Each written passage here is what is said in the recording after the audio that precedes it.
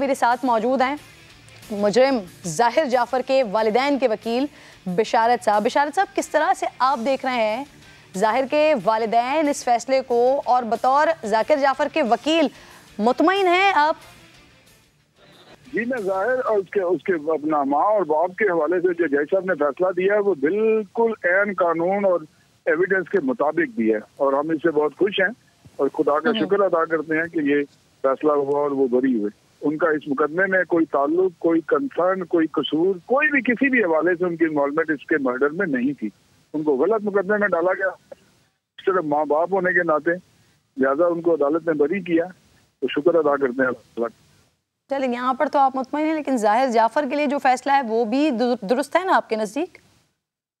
कानून जो है वो ये कहता है कि जब कत्ल के वजूहात का तयन ना हो सके तो उसको सजाए मौत नहीं दी सकती। ये कानून है इस मुल्क का। सुप्रीम कोर्ट ने जो बेशुमार मुकदमात में तय किया, और इस केस में भी कत्ल की कोई डायरेक्ट शहादत नहीं है। ये प्रिजम्पशन है सारी के कमरे के अंदर था तो लिहाजा उसी ने मारा होगा। कानून कहता है उसी ने मारा होगा वाला केस नहीं है। कानून तो 2 जमा 2 डेफिनेट करता है ना। इस केस में मर्डर एविडेंस नहीं है, सारा कुछ है कि वहाँ मौजूदगी है, वो 18 को आई, 20 तक वहाँ पे थी, 2 दफा घर से आई गई, बाहर इकट्ठे आए गए, सारा कुछ हुआ, और सब्सिक्वेंटली मर्डर उसका कमरे डेड बॉडी मिली। लिहाजा वो सुप्रीम कोर्ट और हाई कोर्ट जो है वो इस बात पे सेटल है कि जहाँ पे डायरेक्ट एविडेंस मर्डर की ना हो और ये ना पता लगा हो कि मारने की वजूहात क्या थी। बिशारत साहब, बहुत शुक्रिया सर। बाबर हयात साहब मुझे ज्वाइन कर चुके हैं, नूर मुकद्दम के वालिद के वकील हैं। बहुत शुक्रिया सर, सब मुबारकबाद के मुस्तहिक हैं। ऑब्वियसली आप भी बेहतरीन अंदाज में केस को लेकर चले हैं, नूर को इंसाफ दिलवाया, लेकिन जाहिर के वालिदैन की बरियत के खिलाफ हाई कोर्ट में जाने का कोई फैसला किया है आप लोगों ने? जी, बहुत शुक्रिया करण आपका।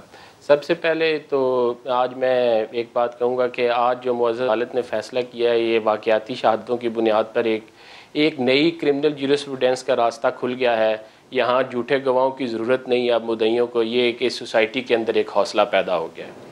दूसरी बात यह कि फ़ैसले को भी हमने एक दफ़ा देखा है, और अभी हम अपने ज़ाहिर मुवक्किल के साथ बैठ के, अपने क्लाइंट के साथ बैठ के उसको डिस्कस करेंगे किन किन पॉइंट्स के ऊपर, जहाँ पे, क्योंकि ये क्रिमिनल जो ज्यूरिस्प्रूडेंस होती है, इसका जो केस जब कोर्ट पनिशमेंट्स देती हैं तो वो देखती हैं कि जो कोई उसके अंदर लेकुनाज ऐसे ना हो, और बाज़ औक़ात जो होती है अपील होती है मिस रीडिंग और नॉन रीडिंग ऑफ एविडेंस से। और अगर कहीं मुअज़्ज़ज़ अदालत से कोई शहादत मिस हो गई है या प्रॉपर पढ़ी नहीं जा सकी, तो उन बुनियादों के ऊपर हम इसको हाई कोर्ट में अपील कर सकते हैं।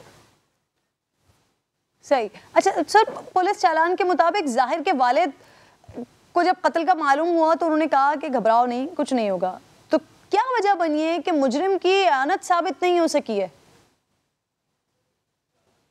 देखें, बेसिकली जो जैसे मैं पहले कह चुका हूं कि एक क्रिमिनल प्रोसीजर कोड है, एक सिविल प्रोसीजर कोड है। क्रिमिनल प्रोसीजर कोड के अंदर जब कोर्ट्स जो होती हैं वो पनिशमेंट्स देती हैं, तो उस वक्त वो ये देखती हैं कि अगर कहीं थोड़ा बहुत भी बेनिफिट ऑफ डाउट हो तो वो मुल्ज़म की जो है उसकी फेवर में पड़ा जाता है। लेकिन इस मुकदमे के अंदर हम ये जैसे मैंने पहले कहा कि हम देखेंगे कि मुअज़्ज़ज़ अदालत से कहाँ पर मिस रीडिंग ऑफ एविडेंस हुई या नॉन रीडिंग हुई है, उसकी बुनियाद यही वो बेसिस बनेगी जो हम अपील के अंदर जो रखे जाएंगे कि ये फ्रेंटिक एक्सचेंज ऑफ कॉल्स थी, जो ऑलमोस्ट 50 के अराउंड कॉल्स हैं उस दिन के अंदर, इनके रवाबत थे।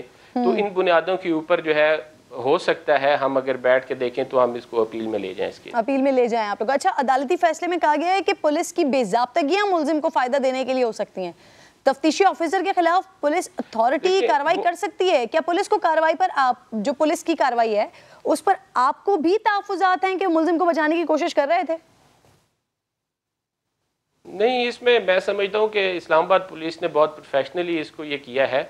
बाकी जो हमारा गिवन सिस्टम है उसके अंदर बहुत सारी चीज़ें ऐसी होती हैं कि जो ज़ाहिर है ये एक दिन का काम नहीं है, ये एक लंबी इन्वेस्टिगेशन चली है, और यही इसके फेयर और फ्री होने की दलील है कि इसके अंदर कोई पैडिंग नहीं है, एक प्रॉपर इन्वेस्टिगेशन हुई है। और मैं समझता हूँ कि तफ्तीशी टीम ने हाई कोर्ट की तौसीक, सर अब जाहिर के जो सज़ा हुई है उस पर अमल के लिए ऑब्वियसली हाई कोर्ट की तौसीक से मशरूत है, तो इसमें कितना वक्त लग सकता है? क्योंकि फिर साथ में ये 36 साल की मजमूई सज़ा भी है।